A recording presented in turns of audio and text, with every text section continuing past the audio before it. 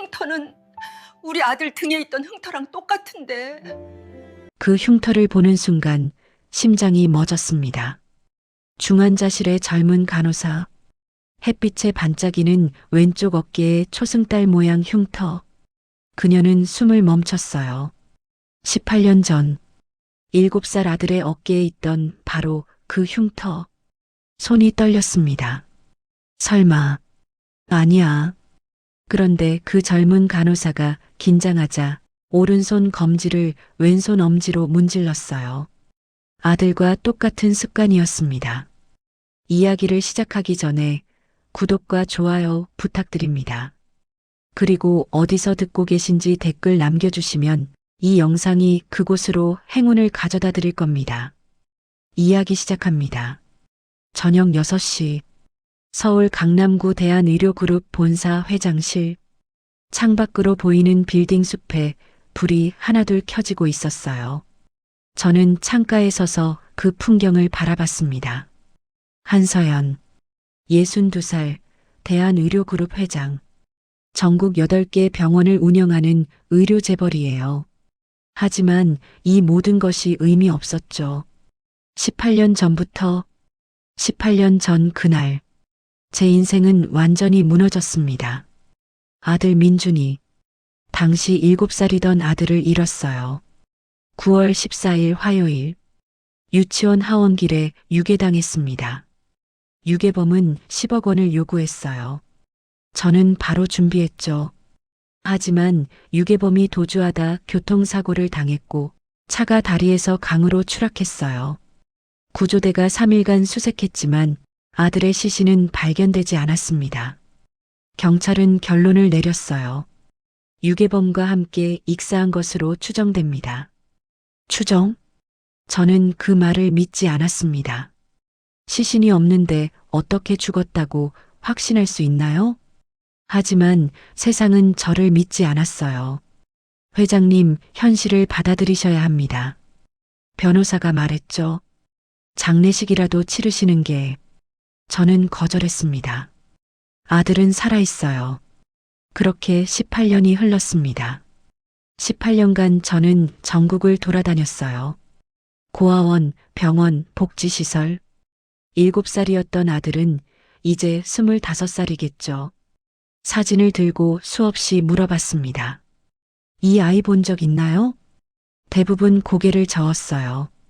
가끔 비슷한 아이가 있었는데 하는 사람도 있었지만 모두 허탕이었습니다. 회사 경영은 전문 경영인에게 맡겼어요.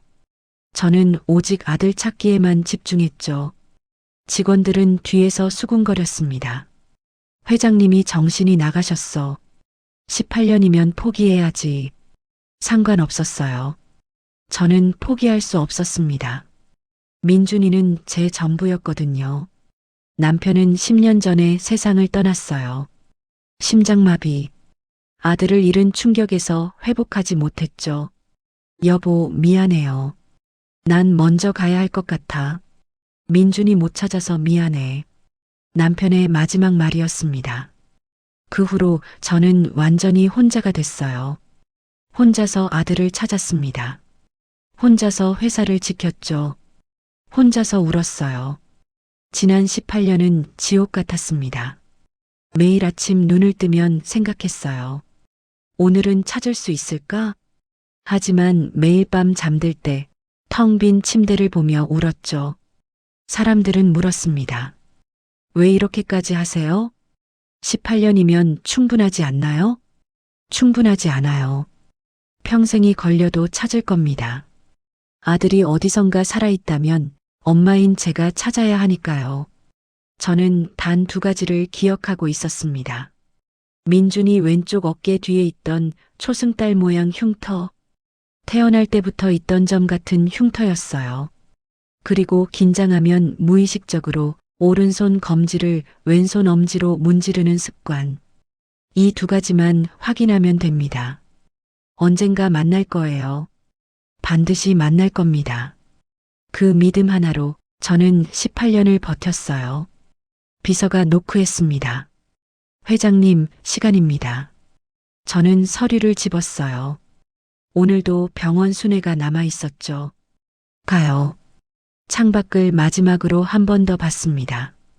어딘가에 있을 아들에게 마음속으로 말했어요. 민준아, 엄마는 아직도 기다리고 있어. 꼭 찾을 거야. 밤 10시, 저는 집으로 돌아왔습니다. 강남 한남동의 넓은 저택이에요. 하지만 너무 조용했죠. 현관을 열고 들어가면 냉기만 가득한 집이 저를 반겼습니다. 가정부도 오래전에 내보냈어요. 혼자가 편했거든요. 저는 2층으로 올라갔습니다. 복도 끝 왼쪽 방. 민준이 방이에요. 문고리에 손을 얹었습니다. 떨렸어요. 18년째 매일 반복하는 일인데도 여전히 가슴이 아팠죠. 문을 열었습니다. 7살 아이의 방이 그대로 있었어요. 책상 위에 로봇 장난감, 침대 위에 공룡 이불, 벽에 붙은 태권도 상장, 한민준, 겨루기 금메달. 모든 게 18년 전 그대로였습니다. 저는 침대에 앉았어요. 베개를 꺼안았죠. 냄새는 이미 사라진 지 오래였습니다. 그래도 저는 매일 밤 이렇게 베개를 안았어요. 민준아. 눈물이 흘렀습니다. 옷장을 열었어요. 작은 옷들이 걸려 있었습니다. 유치원 체육복, 파란색 바람막이, 검은색 패딩. 저는 그 중 하나를 꺼내 얼굴에 대었어요. 섬유유연제 냄새만 희미하게 남아 있었죠. 엄마가 찾아줄게. 조금만 기다려. 책상 서랍을 열었습니다. 오래된 녹음기가 있었어요. 민준이가 6살 때 유치원에서 만든 거예요. 엄마 사랑해요. 엄마는 세상에서 제일 예쁜 엄마예요. 재생 버튼을 눌렀습니다. 18년 전 아들의 목소리가 흘러나왔어요. 목이 메었습니다. 나도 사랑해, 민준아. 엄마도 너를 세상에서 제일 사랑해. 혼자 중얼거렸죠. 벽면 가득한 사진들을 바라봤습니다. 100일 사진, 돌 사진, 유치원 입학식. 마지막 사진은 7살 생일 사진이었어요. 촛불 7개가 꽂힌 케이크 앞에서 민준이가 활짝 웃고 있었습니다. 그로부터 정확히 14일 후 아들은 사라졌어요. 저는 매년 9월 28일이면 케이크를 샀습니다. 올해도 샀어요. 25개의 촛불을 꽂고 혼자 생일 축하 노래를 불렀죠. 생일 축하합니다. 생일 축하합니다. 사랑하는 민준이. 목소리가 떨렸습니다. 케이크를 자르지 못했어요. 그냥 촛불만 켜고 아들이 돌아오길 기다렸죠. 촛불이 다 타들어갈 때까지. 회사에서는 달랐습니다. 차갑고 냉정한 회장이었어요. 이번 분기 실적이 왜 이렇습니까? 임원들 앞에서 날카롭게 물었죠. 죄송합니다, 회장님. 죄송하다고 해결됩니까? 다음 주까지 개선안 제출하세요. 직원들은 저를 무서워했어요. 회장님은 감정이 없으신 것 같아. 한 번도 웃는 거 본 적 없어. 맞아요. 감정을 드러낼 수 없었습니다. 무너지면 안 됐거든요. 회사를 지켜야 했어요. 민준이가 돌아왔을 때 물려줄 회사를 지켜야 했죠. 하지만 집에 혼자 있으면 저는 그냥 한 명의 엄마였습니다. 아들을 잃은 무너진 엄마. 새벽 2시, 잠이 오지 않는 밤이었어요. 저는 노트북을 켰습니다. 남자 아이 25살 찾습니다. 폴더. 전국 병원, 고아원, 복지시설 명단이 정리돼 있었어요.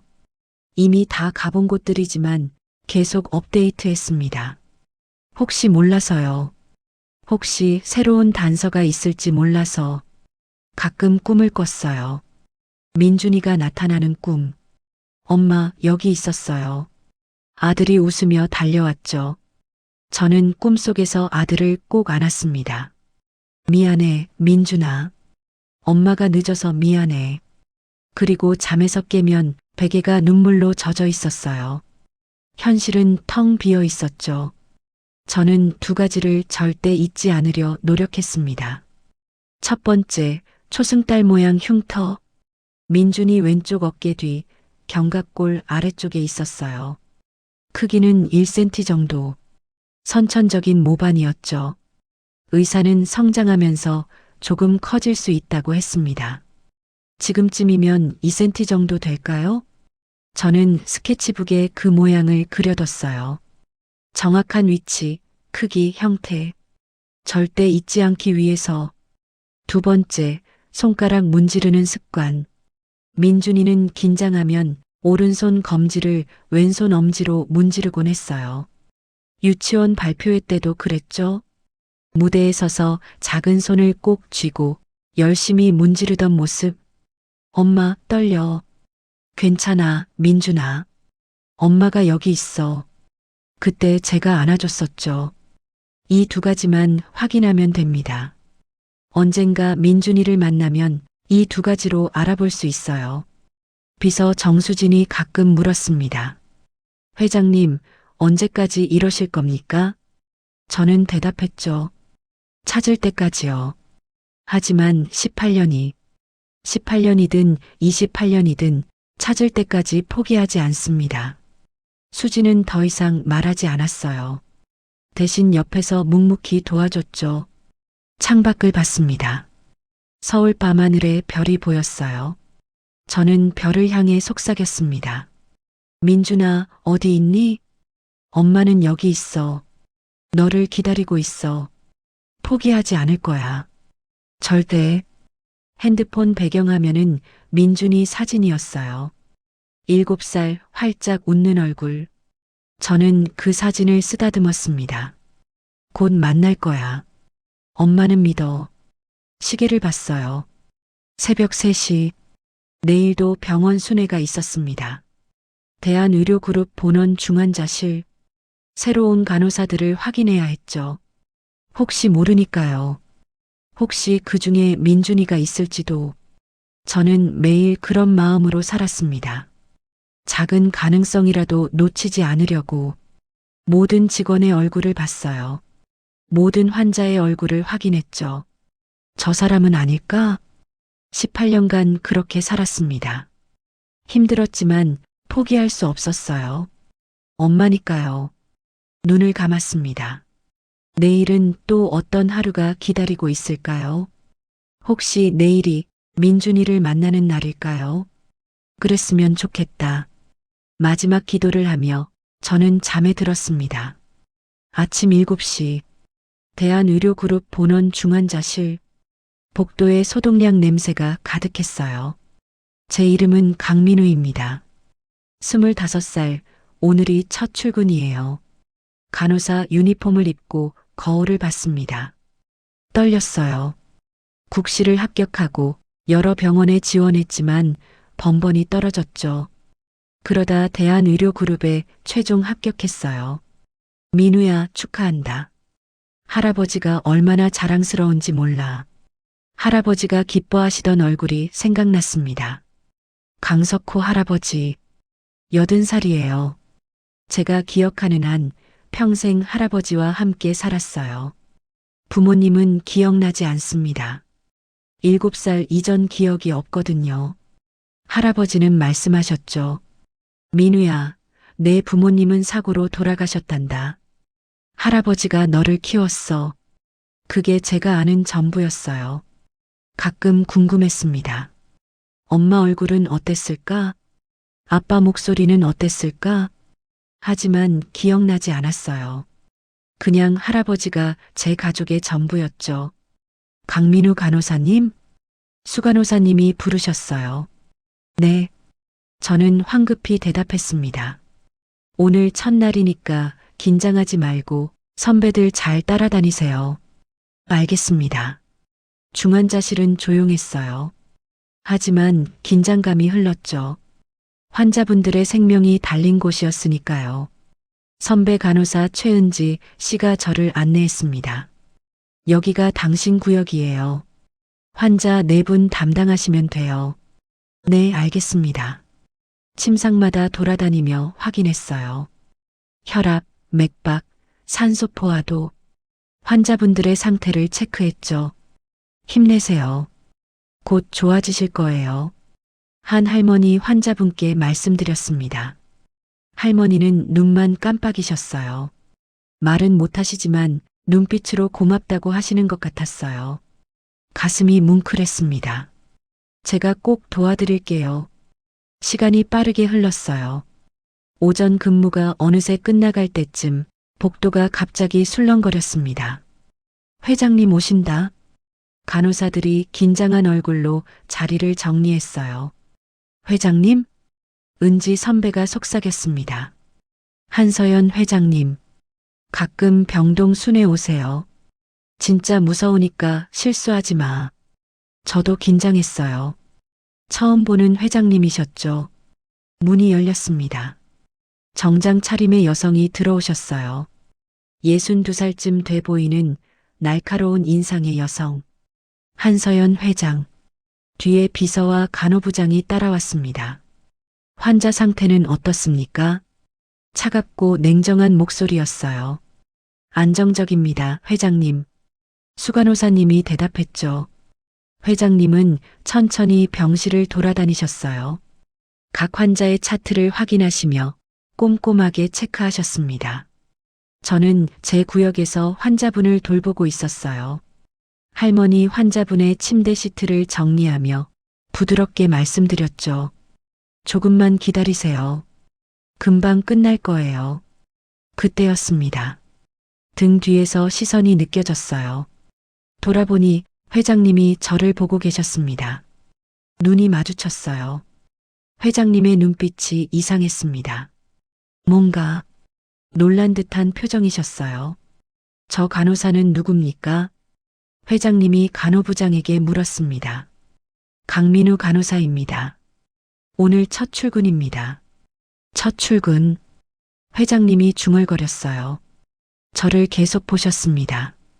왜 그러시는지 몰랐어요. 제가 뭘 잘못했나? 긴장해서 손이 떨렸습니다. 무의식적으로 오른손 검지를 왼손 엄지로 문질렀어요. 제 버릇이에요. 어릴 때부터 긴장하면 이러곤 했죠. 할아버지가 말씀하셨었어요. 민우야, 긴장할 때마다 그러는구나. 회장님이 갑자기 다가오셨습니다. 이름이 강민우라고 했나요? 네, 회장님. 나이는 25살입니다.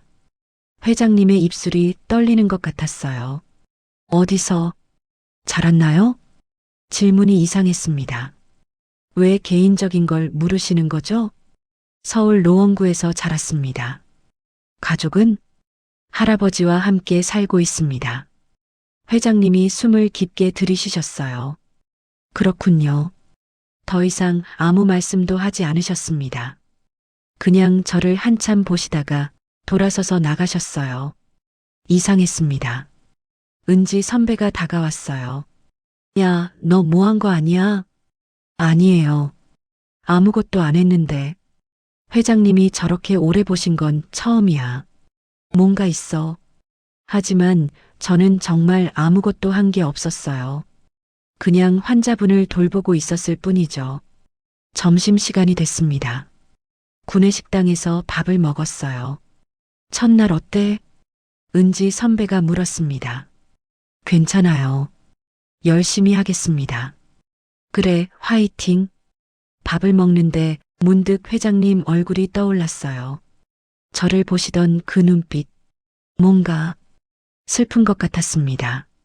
왜 그러셨을까요? 저녁이 돼서 퇴근했어요.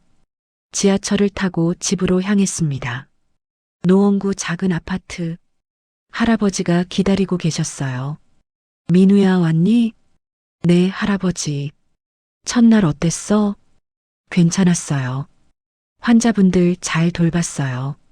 할아버지가 웃으셨습니다. 우리 민우 장하다. 저녁 차려놨으니 먹어. 밥을 먹으며 할아버지와 이야기했어요. 할아버지, 회장님이 저를 오래 보셨어요. 그래, 왜? 모르겠어요. 그냥 이상하게. 할아버지의 표정이 굳어지는 것 같았어요. 별일 아니겠지. 신경 쓰지 마. 네.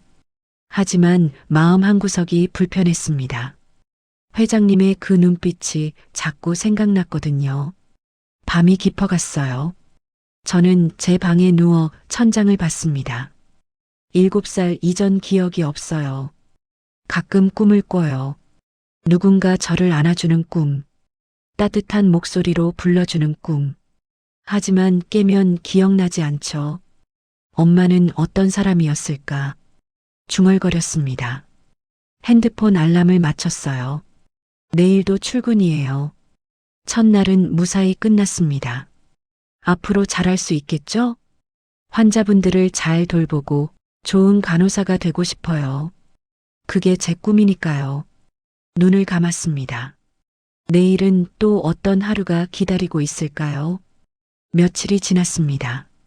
저는 그 간호사를 잊을 수가 없었어요. 강민우, 25살. 왜인지 모르게 자꾸 신경이 쓰였습니다. 그날은 유난히 더운 여름날이었어요. 오후 2시 병동 수내를 돌고 있었습니다. 중환자실을 지나다가 문득 발걸음을 멈췄죠. 유리문 너머로 민우가 보였어요. 환자를 돌보고 있었습니다. 땀이 이마에 맺혀 있었죠. 민우가 잠깐 복도로 나왔어요. 반팔 상의로 갈아입으려는 모양이었습니다. 더워 죽겠네. 혼잣말을 하며 탈의실로 들어갔어요. 저는 복도 끝에 서서 기다렸습니다. 왜 기다리는지도 모르겠었어요. 그냥 더 보고 싶었습니다. 5분 후 민우가 반팔 유니폼을 입고 나왔어요. 다시 중환자실로 들어갔습니다. 저도 따라 들어갔어요.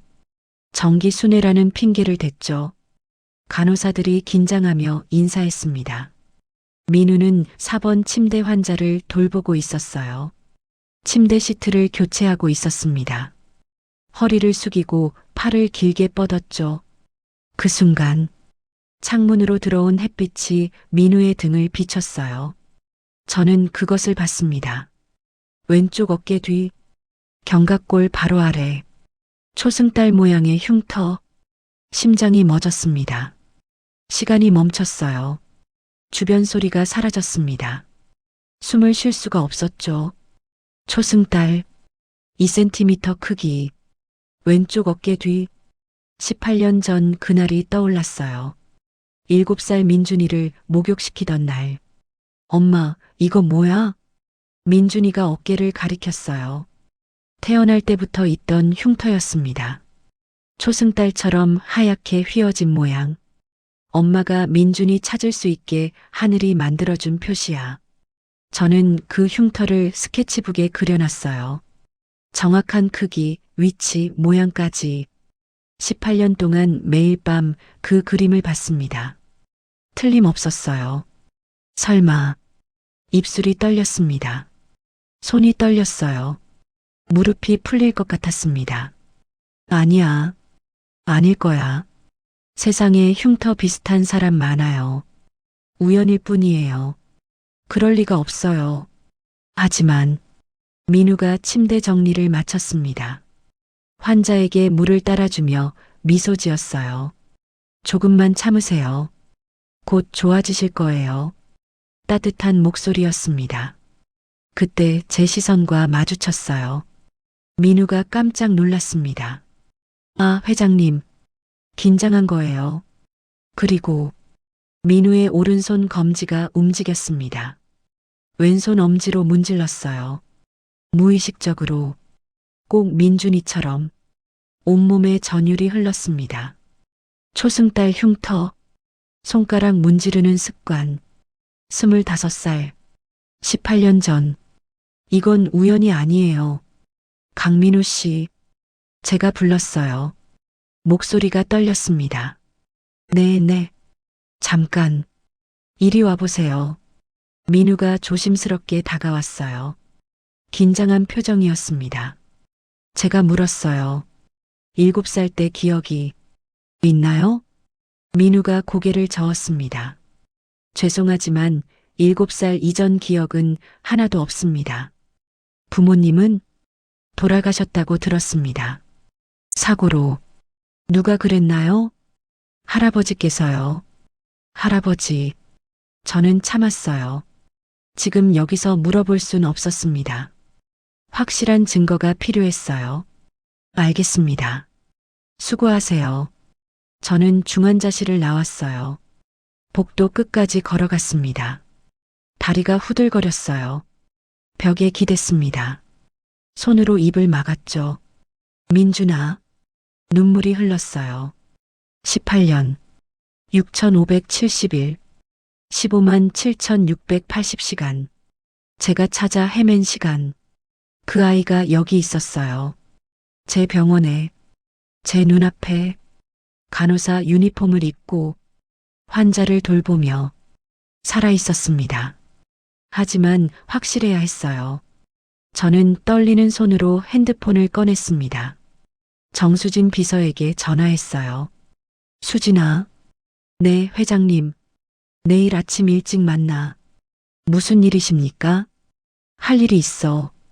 비밀로 해야 하는 일. 알겠습니다. 전화를 끊었어요. 다시 중환자실 유리문을 봤습니다. 민우가 환자들을 돌보고 있었어요. 웃고 있었습니다.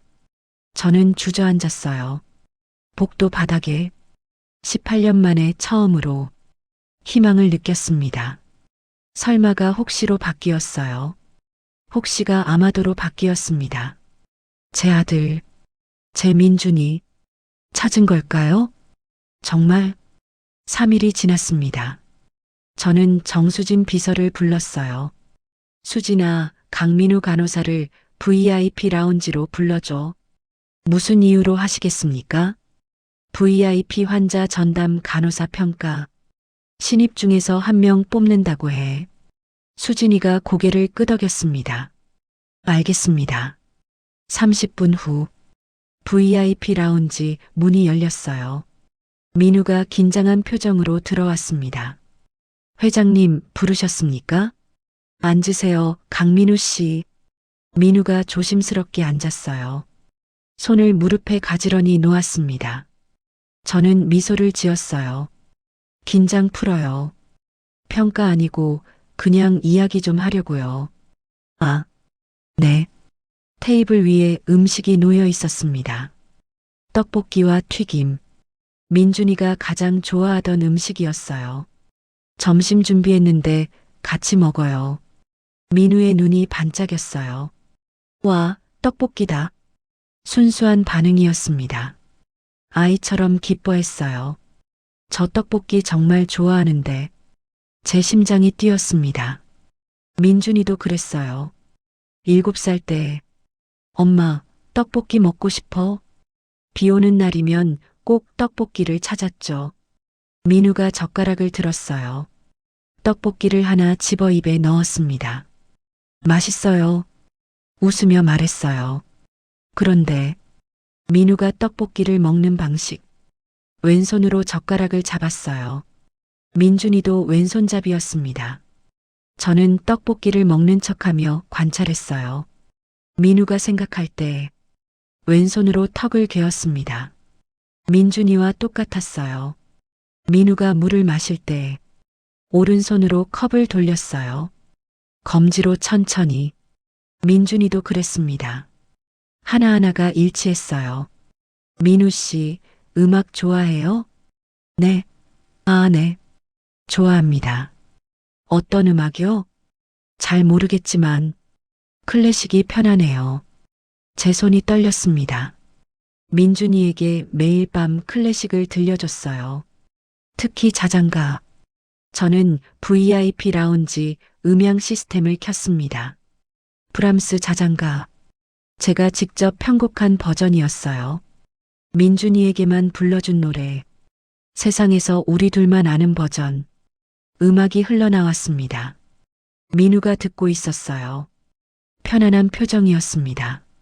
그런데 민우의 입술이 움직였어요. 라라라, 우리 아기 잘 자라. 아주 작은 소리로, 무의식적으로 후렴구를 흥얼거렸습니다. 정확한 멜로디였어요. 제가 편곡한 그 버전. 저는 숨이 멎었습니다. 이 노래는 아무도 몰라요. 제가 직접 만든 곡이에요. 민준이에게만 불러준 자장가. 민우가 어떻게 알죠? 민우 씨, 제가 떨리는 목소리로 불렀어요.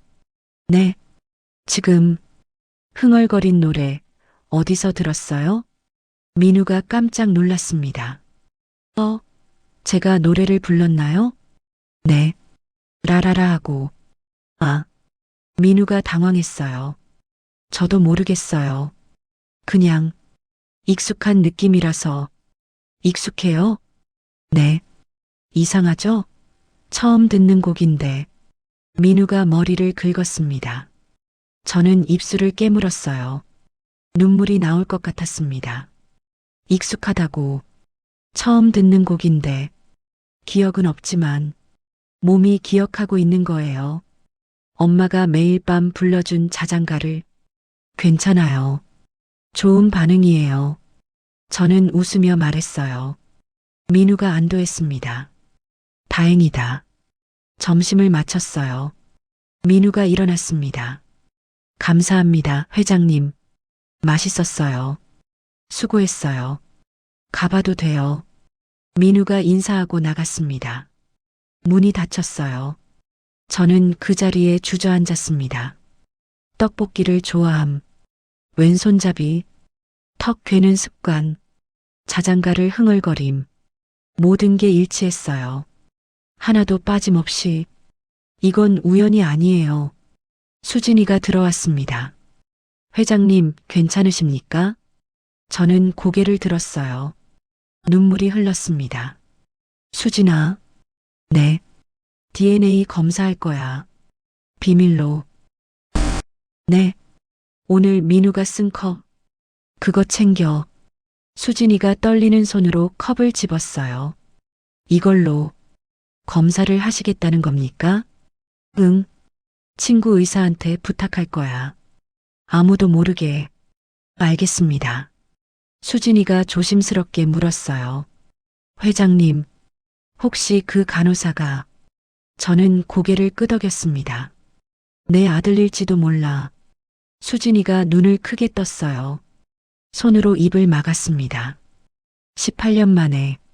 목소리가 떨렸어요. 찾은 것 같아. 수진이가 컵을 비닐봉지에 넣었어요. 조심스럽게 밀봉했습니다. 회장님, 어디로 보내드릴까요? 이화의료원 김태준 박사. 내 대학 친구야. 알겠습니다.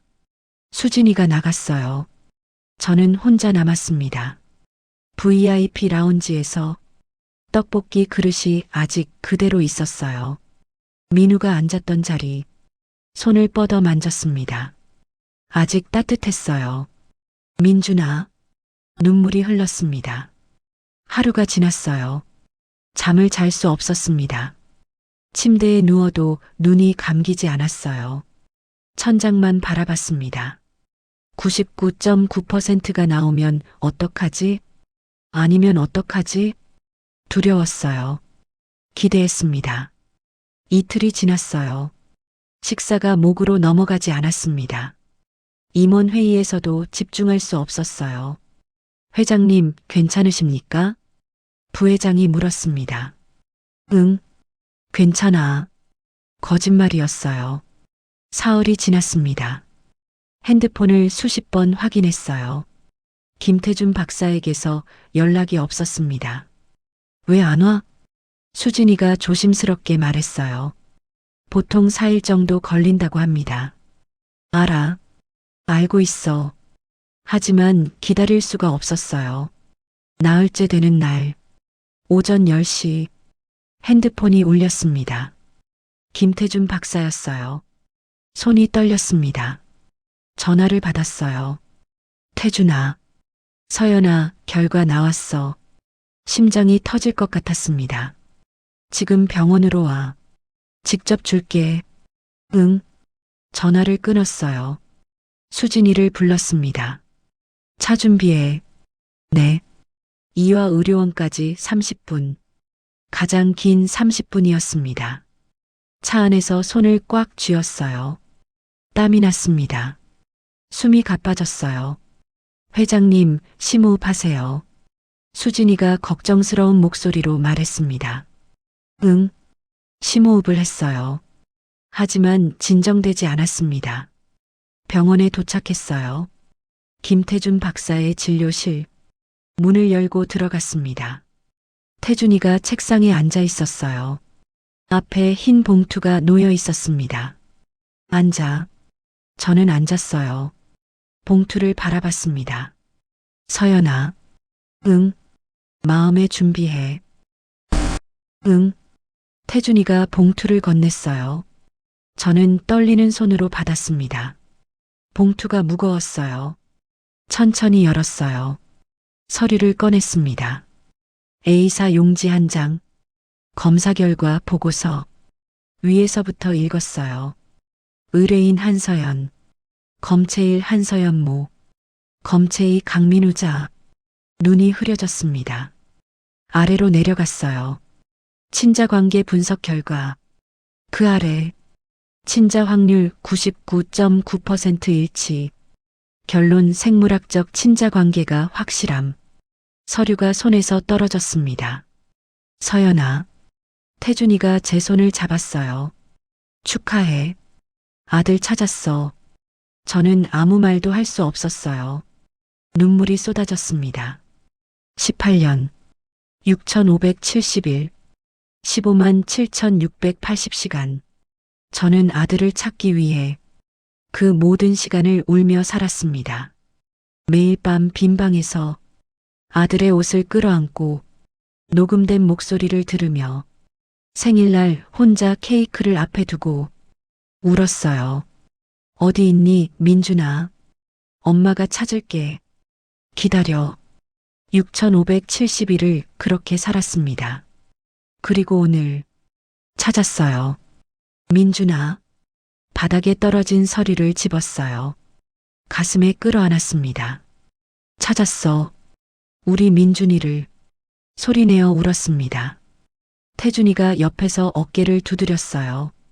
그래. 울어. 많이 울어. 수진이도 밖에서 울고 있었습니다. 문틈으로 흐느끼는 소리가 들렸어요. 저는 서류를 보며 울었습니다. 99.9% 확실했어요. 의심의 여지가 없었습니다. 강민우는 제 아들 민준이에요. 태준아. 응. 고마워. 당연한 거 했어. 축하한다, 정말. 저는 서류를 조심스럽게 가방에 넣었어요. 일어났습니다. 서연아, 이제 어떻게 할 거야? 태준이가 물었어요. 민우한테 말할 거야? 저는 고개를 저었습니다. 아니, 아직은 아니야. 왜? 준비가 필요해. 민우도 나도. 그래. 천천히 해. 진료실을 나왔어요. 복도에서 수진이가 기다리고 있었습니다. 눈이 빨갛게 부어 있었어요. 회장님, 축하드립니다. 고마워, 수진아. 차에 탔어요. 창밖을 봤습니다. 맑은 하늘이었어요. 18년 만에 처음으로 세상이 아름답게 보였습니다. 나무가 초록빛으로 빛났어요. 사람들이 행복해 보였습니다. 수진아. 네. 오늘이 뭔 날인지 알아? 모르겠습니다. 내 인생에서 가장 행복한 날이야. 수진이가 미소 지었어요. 제 인생에서도 가장 감동적인 날입니다. 차는 병원으로 돌아갔어요. 저는 가방 속 서류를 만졌습니다. 99.9% 민준아. 엄마가 찾았어. 18년 만에. 이제 시작이야. 일주일이 지났습니다. 저는 어떻게 민우에게 말할지 고민했어요. 준비가 필요했습니다. 민우도 충격받을 거예요. 7살 이전 기억이 없으니까. 갑자기 넌 내 아들이야 라고 하면 혼란스러울 겁니다. 천천히 준비하고 있었어요. 그날은 금요일 오후였습니다. 이사회 회의가 있었어요. 임원들이 모여 있었습니다. 조카 한재훈도 있었어요. 전무자리에 앉아 있었죠. 38살. 제 남동생의 아들이에요. 10년 전 남동생이 사고로 죽고 나서 재훈이를 회사에 들였습니다. 후계자가 없었으니까 재훈이가 언젠가 회장이 될 거라고 생각했어요. 회의가 진행됐습니다. 재훈이가 자꾸 저를 쳐다봤어요. 이상한 눈빛이었습니다. 뭔가 알고 있는 듯한. 회의가 끝났어요. 재훈이가 다가왔습니다. 고모, 잠깐 얘기 좀 할까요? 무슨 일인데? 사무실에서요. 뭔가 불길했어요. 제 사무실로 갔습니다. 문을 닫았어요. 재훈이가 말했습니다.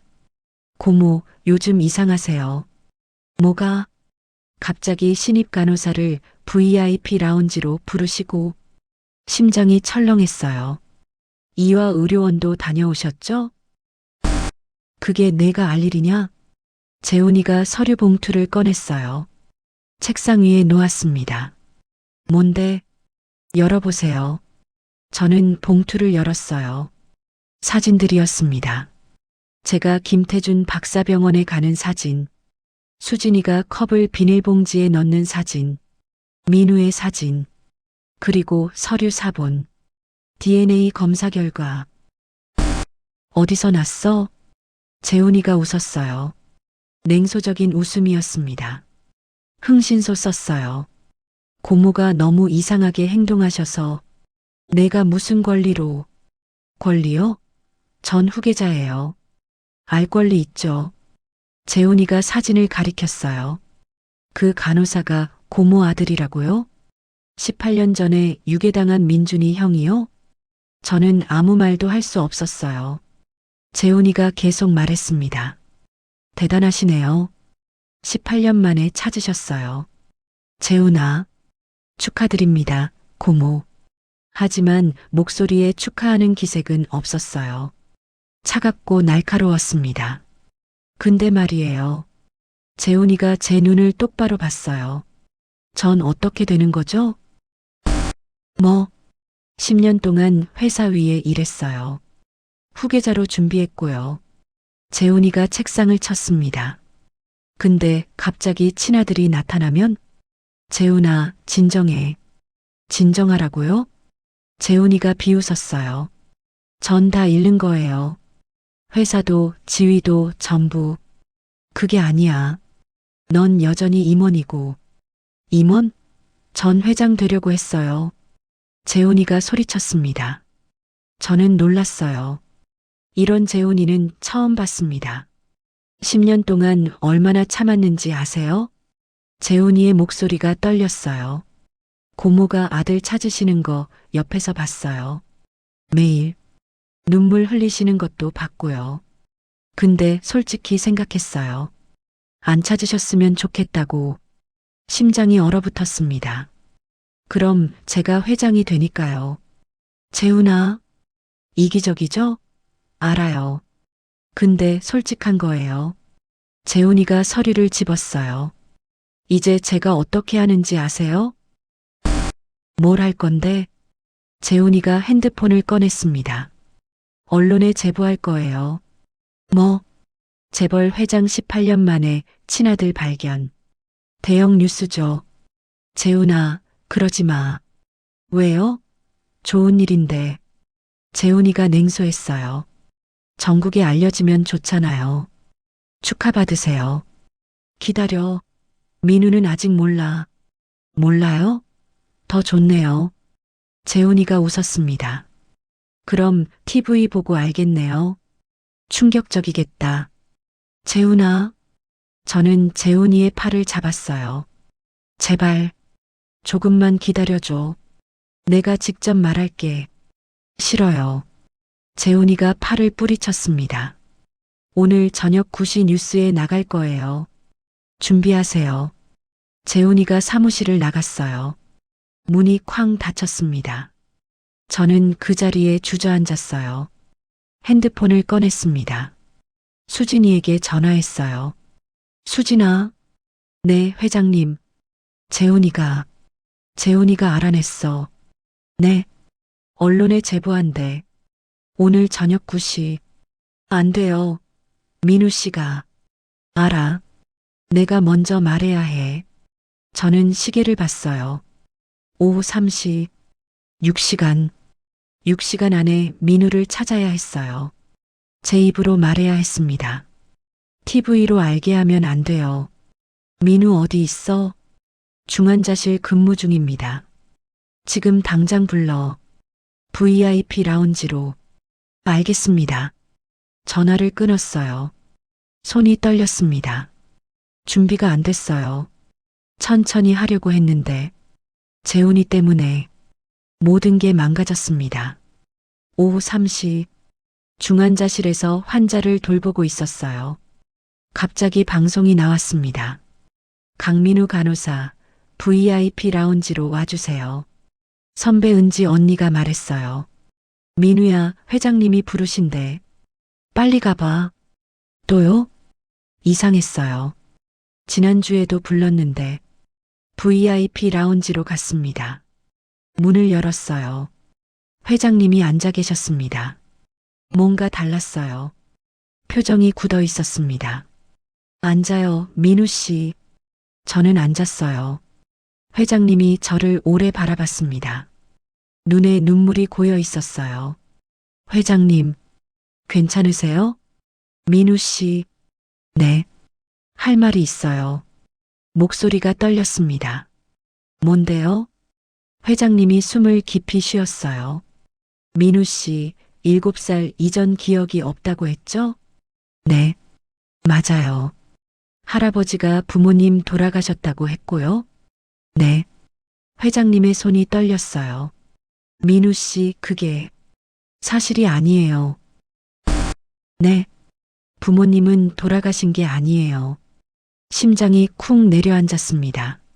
무슨 말씀이세요? 회장님이 서류를 꺼냈어요. 제 앞에 놓았습니다.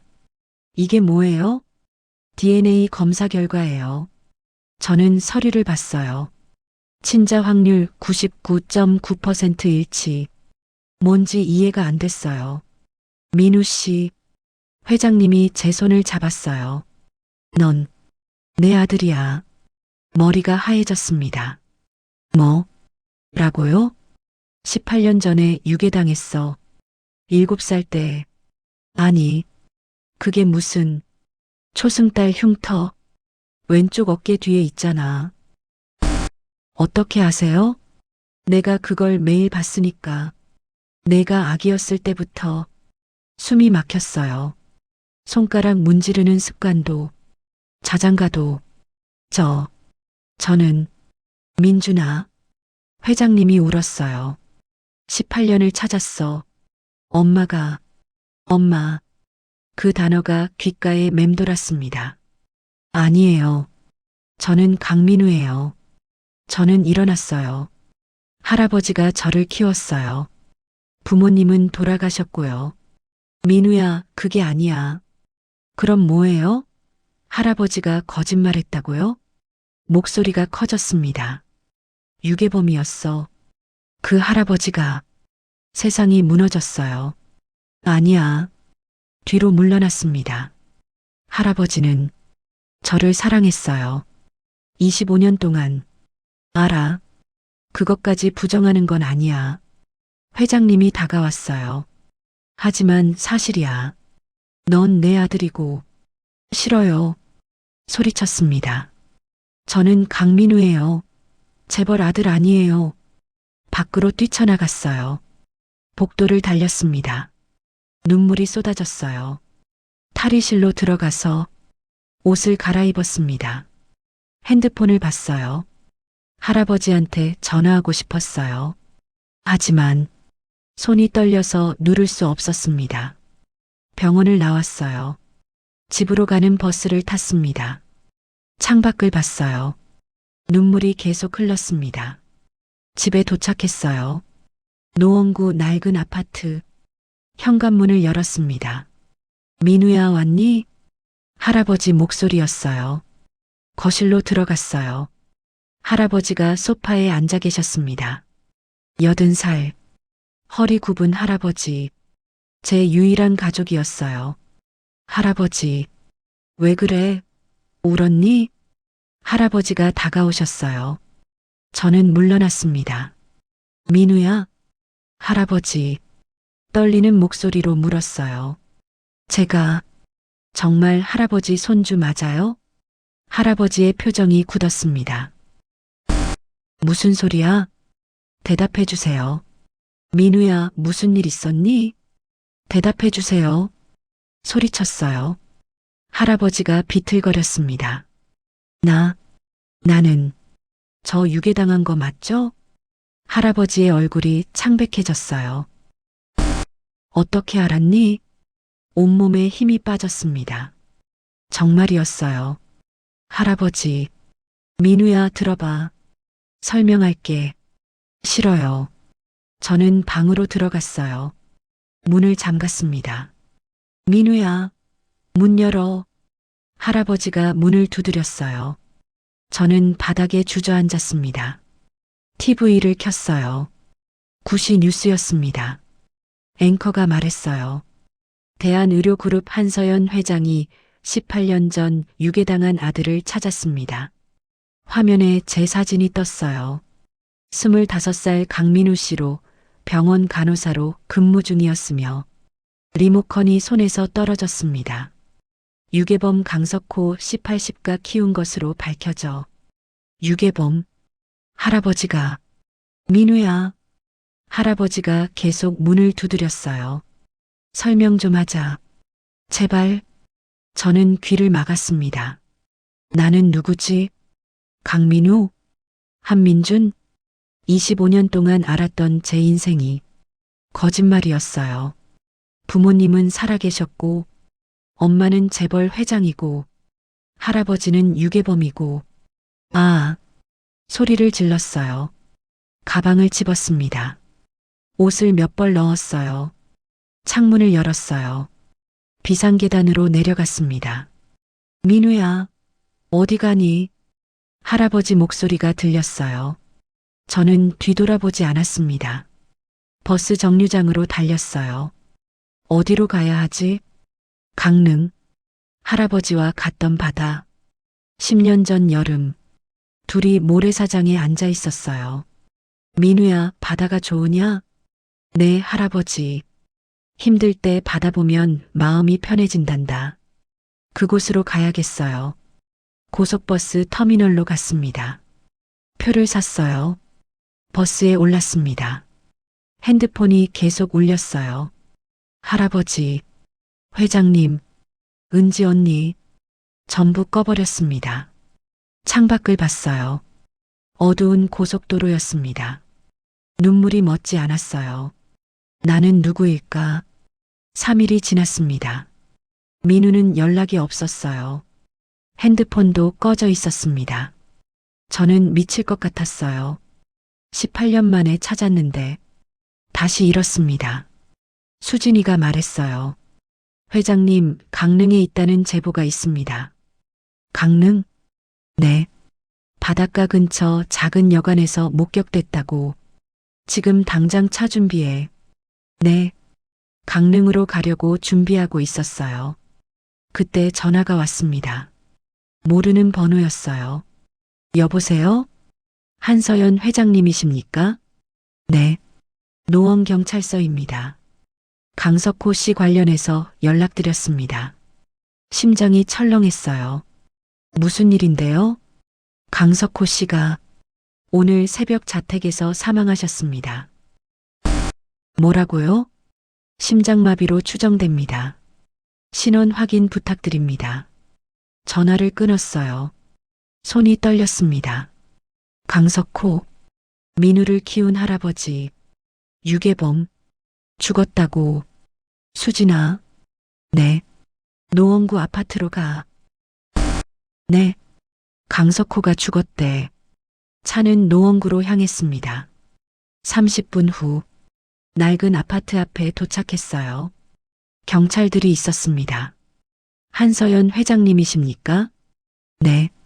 이쪽으로 오세요. 집 안으로 들어갔어요. 좁은 아파트였습니다.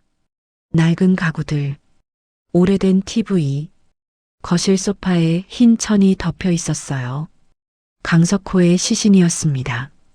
언제 발견됐습니까? 오늘 새벽 5시. 이웃이 신고했습니다. 경찰이 말했어요. 강민우 씨는 연락이 안 됩니다. 혹시 제가 연락해 볼게요. 경찰들이 나갔어요. 저는 혼자 남았습니다. 흰 천을 천천히 걷었어요. 80살 노인, 주름 가득한 얼굴, 평화로운 표이였습니다. 이 사람이 제 아들을 18년 동안 키웠어요. 유괴범이지만 동시에 민우의 할아버지였습니다. 복잡한 감정이 들었어요. 미워해야 하는데, 증오해야 하는데, 이상하게 미움이 안 생겼습니다. 민우의 방으로 갔어요. 작은 방이었습니다. 싱글 침대, 낡은 책상, 책장에 의학 서적이 가득했어요. 책상 위에 액자가 있었습니다. 민우와 할아버지 사진, 둘이 웃고 있었어요. 바닷가에서 행복해 보였습니다. 눈물이 흘렀어요. 서랍을 열었습니다. 편지가 있었어요. 민우에게 떨리는 손으로 펼쳤습니다. 사랑하는 민우야, 이 편지를 읽을 때쯤 할아버지는 곁에 없겠지. 미안하다. 거짓말했어.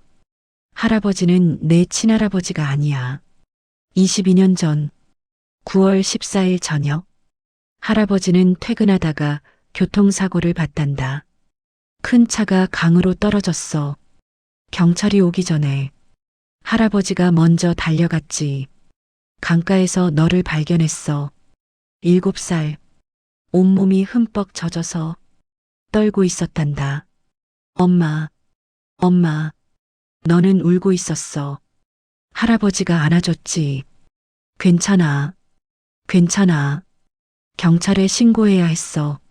알아. 하지만 할아버지는 그러지 못했단다. 3년 전에 손주를 잃었거든. 민석이 7살이었어. 암으로 세상을 떠났지. 너를 보는 순간 민석이가 생각났어. 하늘이 다시 보내주신 건가. 이기적이었어. 잘못인 줄 알았단다. 하지만 너무 외로웠어. 그렇게 너를 집으로 데려왔어.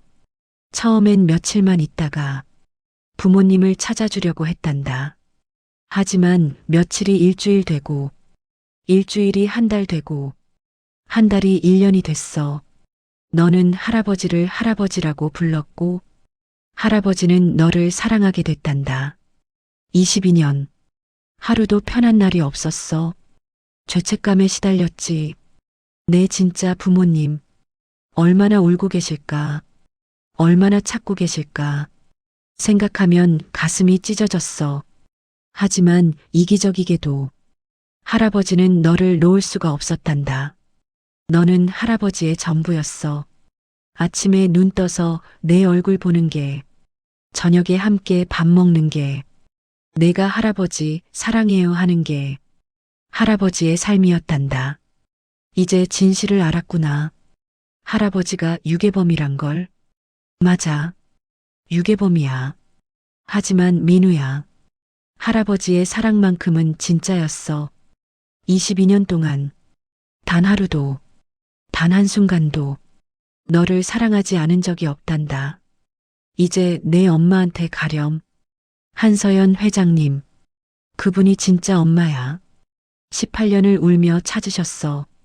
할아버지가 빼앗은 18년을 되찾아야 해. 미안해, 민우야. 고마워, 민우야. 사랑해, 민우야.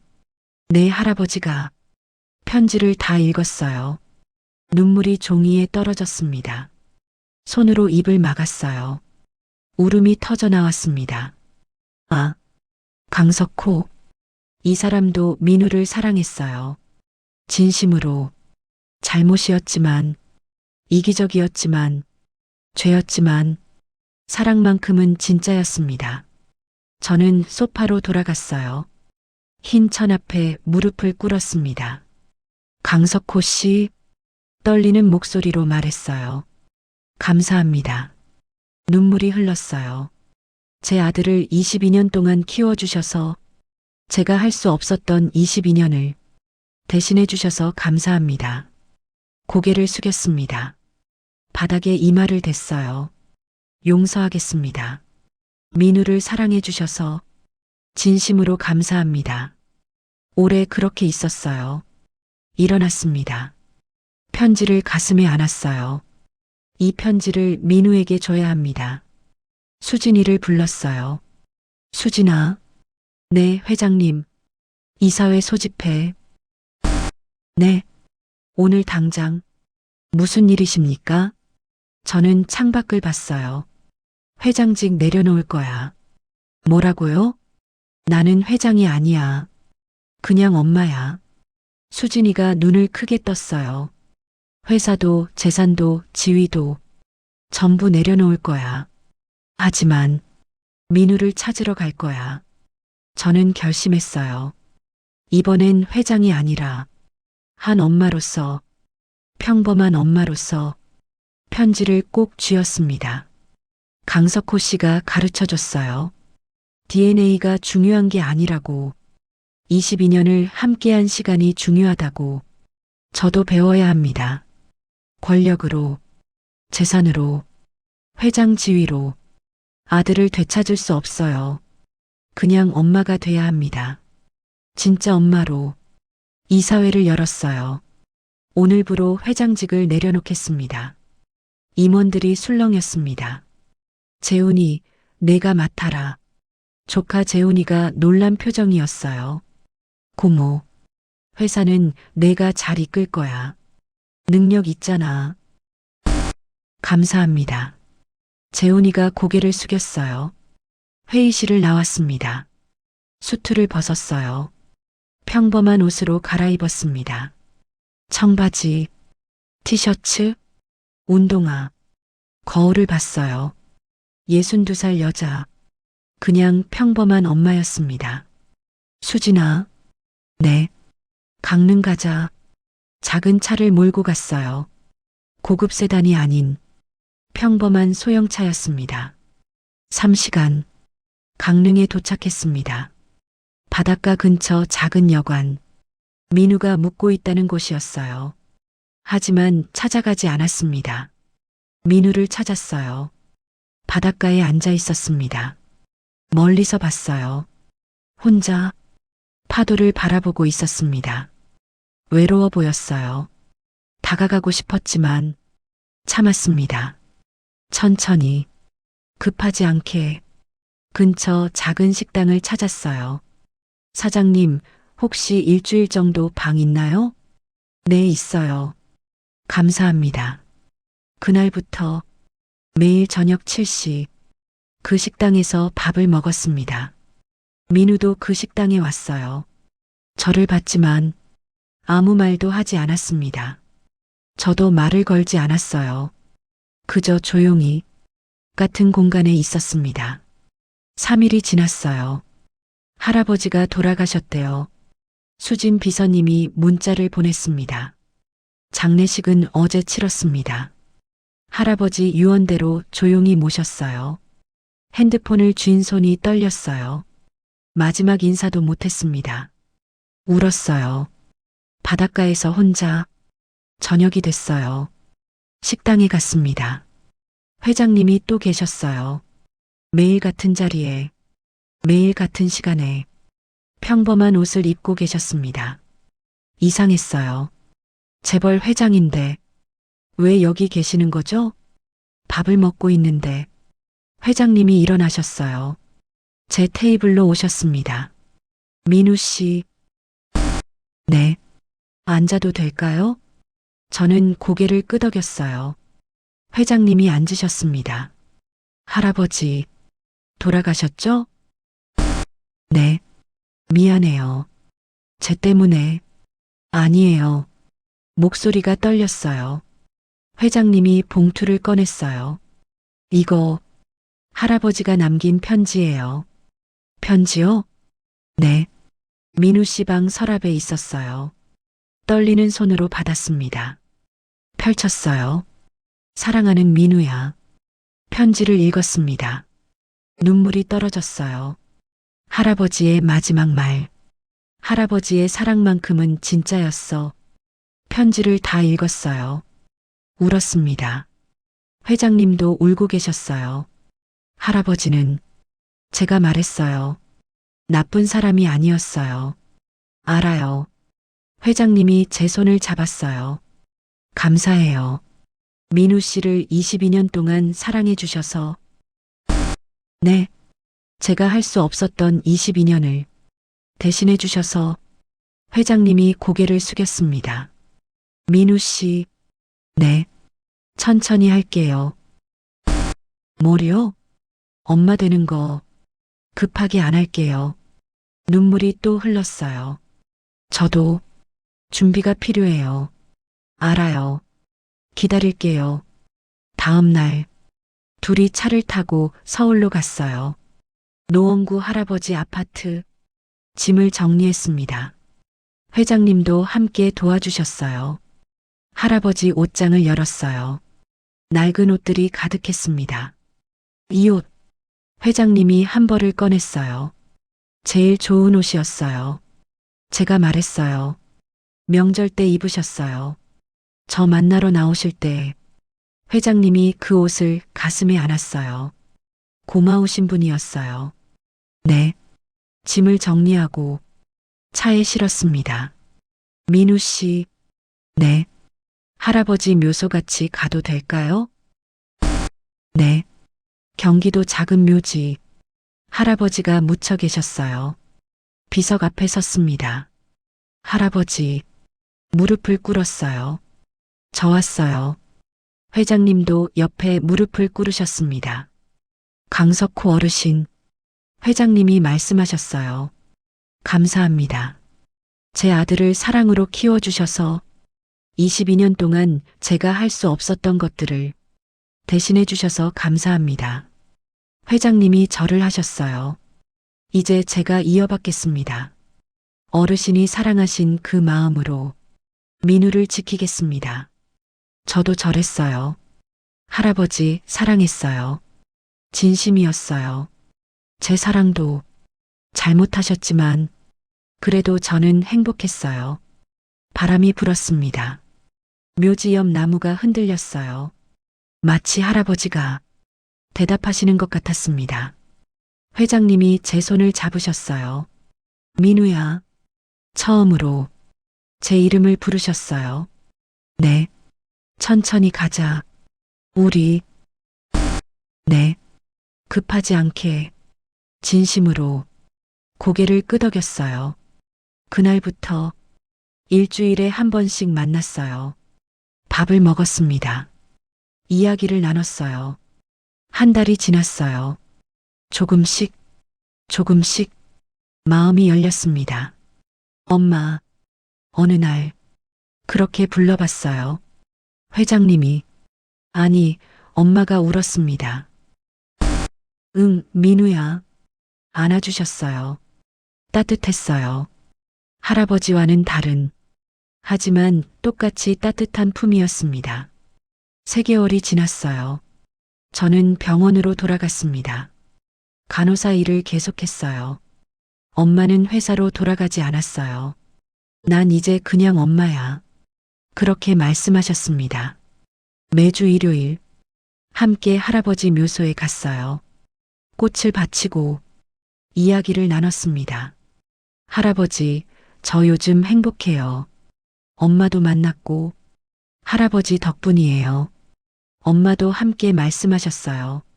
어르신, 민우가 밝아졌어요. 제가 잘 지킬게요. 약속합니다. 6개월이 지났어요. 어느 봄날, 벚꽃이 피었습니다. 엄마와 공원을 걸었어요. 민우야. 네. 행복하니? 네. 할아버지 생각나지? 매일이요. 그래. 잊지 말자. 할아버지도 내 가족이야. 고개를 끄덕였어요. 엄마. 응? 저 2 가족이 있는 거죠? 엄마가 웃으셨어요. 그래. 하늘의 할아버지. 곁에 엄마. 둘 다 너를 사랑해. 손을 꼭 잡았어요. 벚꽃이 바람에 날렸습니다. 아름다웠어요. 이제 저는 알아요. 강민우이자 한민준. 둘 다 저예요. 할아버지가 사랑한 민우, 엄마가 찾은 민준. 둘 다 진짜예요. 그리고 이제 저는 외롭지 않습니다.